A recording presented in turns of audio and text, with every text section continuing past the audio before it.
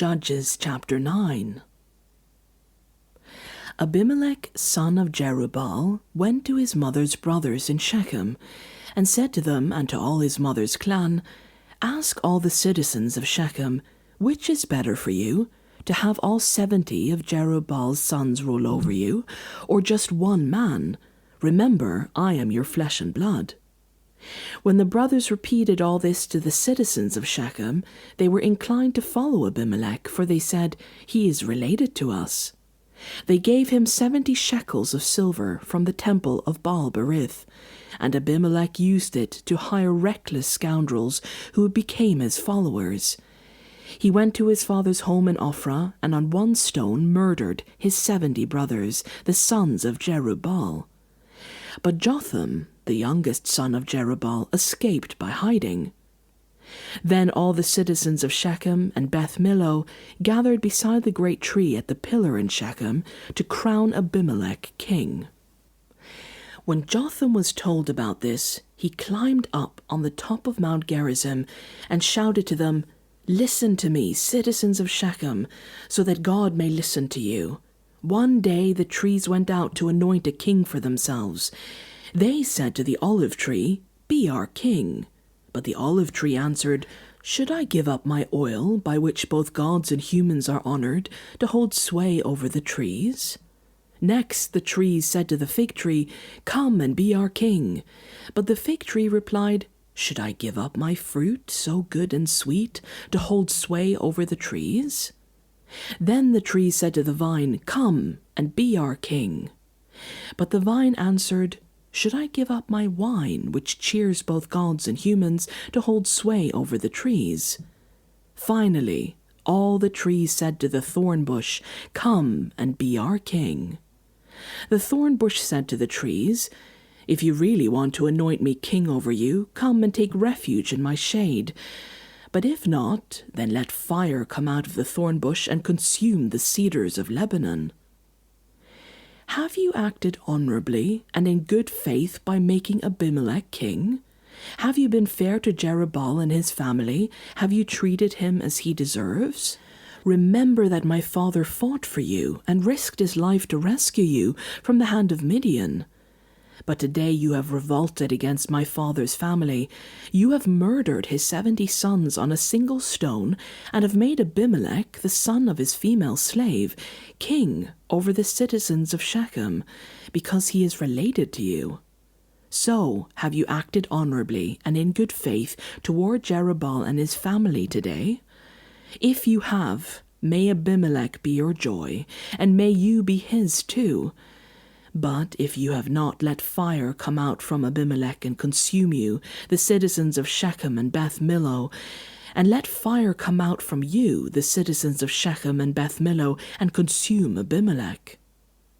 Then Jotham fled, escaping Debir, and he lived there because he was afraid of his brother Abimelech. After Abimelech had governed Israel 3 years, God stirred up animosity between Abimelech and the citizens of Shechem, so that they acted treacherously against Abimelech. God did this in order that the crime against Jerubbaal's 70 sons, the shedding of their blood, might be avenged on their brother Abimelech and on the citizens of Shechem, who had helped him murder his brothers. In opposition to him, these citizens of Shechem set men on the hilltops to ambush and rob everyone who passed by, and this was reported to Abimelech.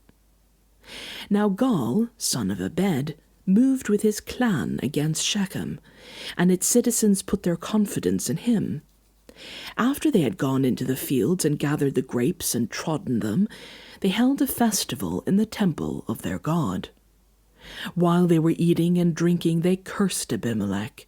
Then Gaal, son of Ebed, said, "Who is Abimelech, and why should the Shechemites be subject to him? Isn't he Jerubbaal's son, and isn't Zebul his deputy? Serve the family of Hamor, Shechem's father. Why should we serve Abimelech? If only this people were under my command, then I would get rid of him. I would say to Abimelech, 'Call out your whole army.'"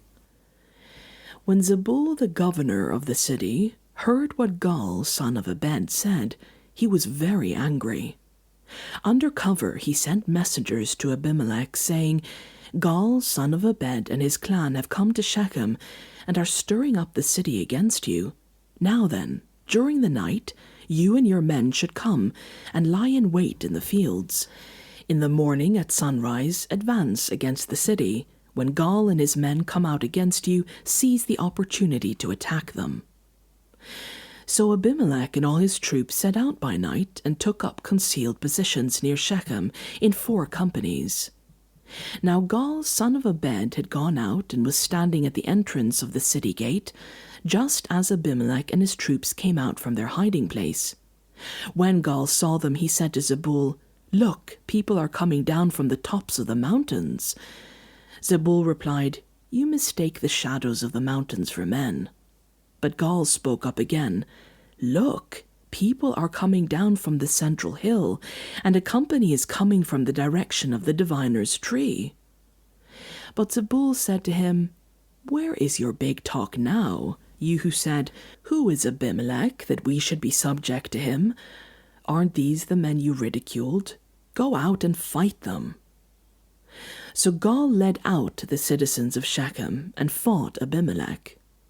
Abimelech chased him all the way to the entrance of the gate, and many were killed as they fled. Then Abimelech stayed in Arumah, and Zebul drove Gaal and his clan out of Shechem.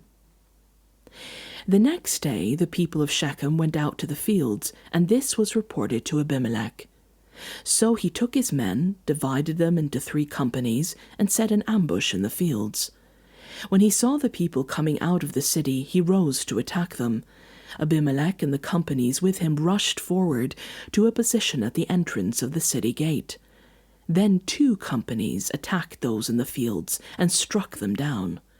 All that day Abimelech pressed his attack against the city until he had captured it and killed its people. Then he destroyed the city and scattered salt over it. On hearing this, the citizens in the tower of Shechem went into the stronghold of the temple of El-Berith. When Abimelech heard that they had assembled there, he and all his men went up Mount Zalmon. They took an axe and cut off some branches, which he lifted to his shoulders. He ordered the men with him, Quick, do what you see me do. So all the men cut branches and followed Abimelech. They piled them against the stronghold and set it on fire, with the people still inside. So all the people in the tower of Shechem, about 1,000 men and women, also died. Next Abimelech went to Thebez, and besieged it and captured it. Inside the city, however, was a strong tower, to which all the men and women, all the people of the city, had fled. They had locked themselves in and climbed up on the tower roof. Abimelech went to the tower and attacked it. But as he approached the entrance to the tower to set it on fire, a woman dropped an upper millstone on his head and cracked his skull. Hurriedly he called to his armor-bearer, Draw your sword and kill me, so that they can't say, A woman killed him. So his servant ran him through, and he died. When the Israelites saw that Abimelech was dead, they went home. Thus God repaid the wickedness that Abimelech had done to his father by murdering his 70 brothers. God also made the people of Shechem pay for all their wickedness. The curse of Jotham, son of Zerubbabel, came on them.